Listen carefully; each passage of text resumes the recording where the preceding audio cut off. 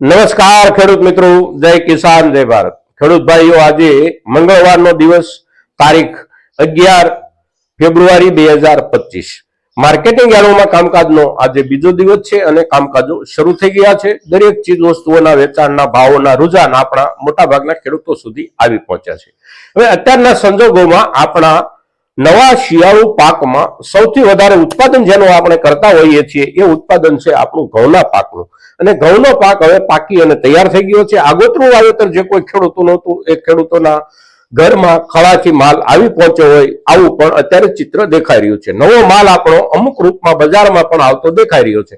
તો નવો માલ જ્યારે બજારમાં આવવાની શરૂઆત થઈ જાય ત્યારે એકંદર બજાર પર નવા માલના દબાણો ઊભા થતા હોય છે। પણ આ વર્ષે ઘઉંના પાકમાં નવો માલ આવવાની શરૂઆત થવા છતાં પણ બજાર ઉપર માલની આવકોના દબાણની કોઈ નકારાત્મકતા આપણને નથી દેખાતી। અને નકારાત્મકતા જે નથી દેખાતી દબાણની, એનું કારણ છે વિતેલા વર્ષમાં પણ આપણે ત્યાં રાષ્ટ્રીય જરૂરિયાતના હિસાબથી ઘઉંના પાકનું ઉત્પાદન એકંદર થોડું ઓછું હતું અને આ વર્ષે પણ સ્થિતિ એ જ પ્રમાણે છે। આપણા દેશની રાષ્ટ્રીય વપરાશી જે જરૂરિયાત છે ઘઉંની, એ જરૂરિયાત લગભગ 11 કરોડ ટન જેટલી છે। એની સામે આ વર્ષમાં પણ આપણે પૂરેપૂરા 11 કરોડ ટન ઘઉં ઉત્પન્ન કરી શકીએ એવું આ વર્ષનું ચિત્ર પણ નથી। 25-50 લાખ ટન ઘઉં ઉત્પાદનમાં ઓછા રહી જાય એવી શક્યતાઓ દેખાઈ રહી છે। સાથે સાથે દુનિયાના કોઈ પણ દેશમાંથી ભારતમાં ઘઉં આયાત થાય અને આપણી ઘઉંની ઘટ પૂરી થાય એવા પણ સંજોગો નથી આપણા દેશમાં, એટલા માટે કે બહારથી આવતા ઘઉંની જે ક્વોલિટી હોય છે એ ક્વોલિટી આપણા દેશના ઘઉંની ક્વોલિટીની સામે ખૂબ નબળી પડતી હોય છે। અને તેથી આપણા દેશનો ખાનારો વર્ગ બને ત્યાં સુધી થોડો ઘણો વિશેષ ભાવ આપીને પણ આપણા જ ઘઉં જે પાકેલા હોય છે એની ખરીદીનો આગ્રહ રાખતો હોય છે। બહારથી આવેલા કોઈ પણ નાના મોટા જથ્થામાં જે કાંઈ ઘઉં આવતા હોય એ ઘઉં મોટા ભાગે બેકરી ઉદ્યોગ વાળા વાપરતા હોય છે અને એ સિવાય આપણા ઘરેલું વપરાશમાં બહારના ઘઉં ક્યાંય વપરાતા નથી આખા દેશમાં।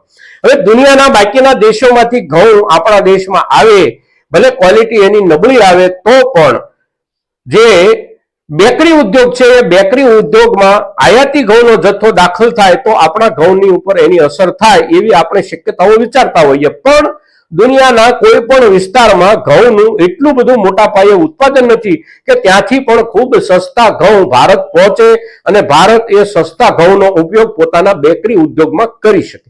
એટલે આપણા જ ઘઉંથી બેકરી ઉદ્યોગે પણ ચાલવાનું છે અને આપણા જ ઘઉંથી આપણા ઘરેલું ઉપયોગમાં આપણે એની જરૂરિયાત પૂરી કરવાની છે। એટલે આ વર્ષમાં પણ ઘઉંના ભાવમાં આપણને કોઈ ઘસારો પડવાની શક્યતા અત્યારના સંજોગોમાં કોઈ બાજુથી દેખાતી નથી। આવનારા સમયમાં એટલે કે પૂરતા પ્રમાણમાં માલ પાકી અને આપણી પાસે આવશે ત્યારે પણ બજાર પર કોઈ દબાણ ઊભું થાય માલની આવકોનું એવી શક્યતાઓ નથી।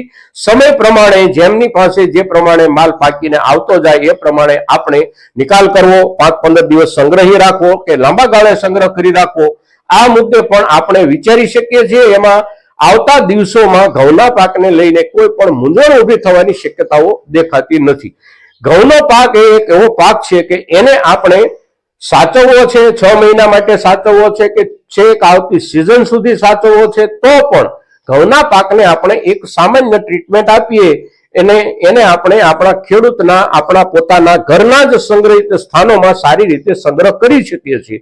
સિવાય કે આપણા ઘઉંની પાકની ક્વોલિટી નબળી હોય, પાકની ક્વોલિટી નબળી હોય તો આપણે લાંબો સમય સુધી સંગ્રહ નથી કરી શકતા। એટલે આપણે જ્યારે સંગ્રહ કરવાનું વિચારતા હોઈએ ત્યારે આપણે આપણી ક્વોલિટીને ધ્યાનમાં રાખી અને સંગ્રહનો નિર્ણય કરવાનો છે। દાખલા તરીકે આપણે જોઈએ તો આપણે સૌ ખેડૂતો સમજીએ છીએ કે આપણા ઘઉંના પિયતમાં અંતિમ દિવસોમાં જ્યારે ઘઉંને પિયતની જરૂર ન હોય, પિયતની જરૂરિયાતનો એનો પીરિયડ પૂરો થઈ ગયા પછીના દિવસોમાં આપણા તરફથી કોઈ ભૂલથી કે ગણતરી ફરકે એકાદ પિયત વધારે અપાઈ જાય તો આપણા ઘઉંને આપણે ફૂટી ગયેલી અવસ્થામાં જોતા હોઈએ છીએ। એટલે કે એના ઉપર એક સફેદ છારી બાજી જતી હોય છે ઘઉંના કેટલાક ભાગ ઉપર અને એને આપણે ફૂટી ગયેલા ઘઉં કહીએ છીએ। તો આજે ફૂટી ગયેલા ઘઉં હોય છે આપણા, એ ઘઉંને આપણે ઝાઝા સમય માટે સંગ્રહિત કરવામાં જોખમ રહેલું હોય છે, કારણ કે એના ઉપર સડો જલ્દીથી બેસી જતો હોય છે। તો આ પ્રકારનો માલ આપણા કોઈ ખેતરમાં પાકી ગયો છે તો એને આપણે સમયસર નિકાલ કરવાનું વિચારવું, બાકીનો કોઈ પણ માલ આપણી પાસે જે સારી ક્વોલિટીનો હોય એના ઉપર આપણી જરૂરિયાત પ્રમાણે આપણે નિર્ણય લઈ શકીએ છીએ.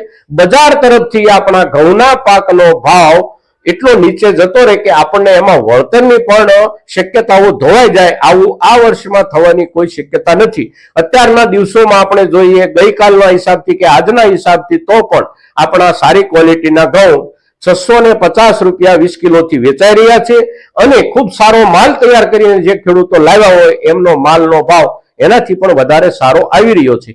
જાત ફરકે 5 રૂપિયા 10 રૂપિયા કે 25 રૂપિયા ભાવમાં ફરક હોઈ શકે, સાથે સાથે માલ જે રૂપમાં તૈયાર થયો હોય એ પ્રમાણે પણ થોડોક ફરક હોઈ શકે.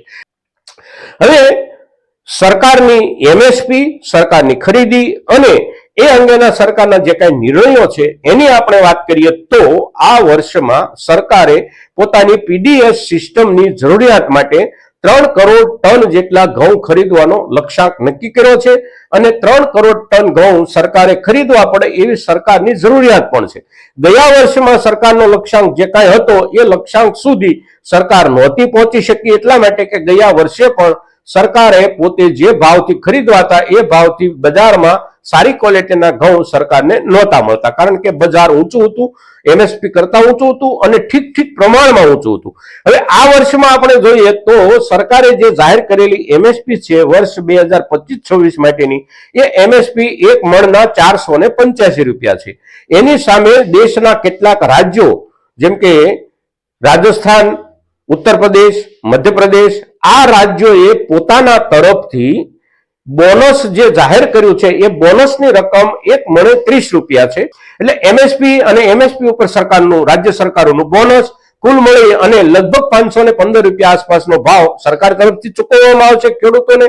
અને એના હિસાબથી આપણે જોઈએ તો સરકારનો ભાવ, સરકારનો લક્ષ્યાંક, આ બધું આપણા ઘઉંના પાક માટે એક પ્રોત્સાહક વાતાવરણ બનાવી રહ્યું છે.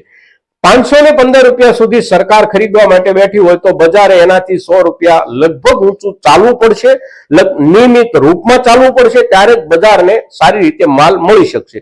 એટલે આવતા દિવસોમાં જ્યારે પણ આપણો પાક પાકીને તૈયાર થઈને આવે ત્યારે જે કોઈ ખેડૂતો સરકારના ખરીદ કેન્દ્રો પર સરકારને વેચવા માંગતા હોય એ ખેડૂતો સરકારને વેચે, તદ ઉપરાંત બજારમાં પણ ભાવોની સ્થિતિ સારી રહેવાની શક્યતાઓ છે. કોઈ પણ પ્રકારના ગભરાટમાં આ વર્ષમાં ઘઉંના પાકમાં આપણે આવી જવાની જરૂર નથી. કોઈ પણ સમયે સારા ભાવ મળી રહેવાની તમામ શક્યતાઓ છે, સિવાય કે કોઈ એવો અકસ્માત ઉભો થાય ક્યાંયથી કે આપણા ભાવમાં ખૂબ મોટી નકારાત્મક અસર થાય, પણ એવું અત્યારના સંજોગોમાં ક્યાંયથી દેખાતું નથી. દુનિયાના કોઈ પણ દેશોમાંથી ઘઉં ભારતમાં આવે અને આપણા માલ પર દબાણ ઊભું થાય અને એ દબાણના પ્રત્યાઘાત રૂપે આપણા ભાવ દબાય, આવી કોઈ શક્યતા ઘઉંના પાકમાં આ વર્ષમાં નથી. મિત્રો, આજના દિવસે આપણા ઘઉંના પાક પર આપણે જે વિસ્તૃત ચર્ચા ખાસ કરીને આપણી રાષ્ટ્રીય જરૂરિયાત, આંતરરાષ્ટ્રીય વેપારની સ્થિતિ અને આપણું ઉત્પાદન અને ઉત્પાદનનો આંકડાઓ, આ બધા મુદ્દાઓને ધ્યાનમાં લઈને જ્યારે ચર્ચા કરીએ છીએ ત્યારે આપણા મહત્તમ ખેડૂતો સુધી આ ચર્ચા પહોંચે એ ખૂબ જરૂરી છે અને એ કામ માટે આપના તરફથી સહયોગ મળવો એ એનાથી પણ વધારે જરૂરી છે. મિત્રો, તો આપ સૌ મિત્રો મહત્તમ ખેડૂતો સુધી આપણો આ એપિસોડ, આપણો આ વિડીયો પહોંચે એવા પ્રયાસો અવશ્ય કરજો એવી અપેક્ષા સાથે જય કિસાન, જય ભારત.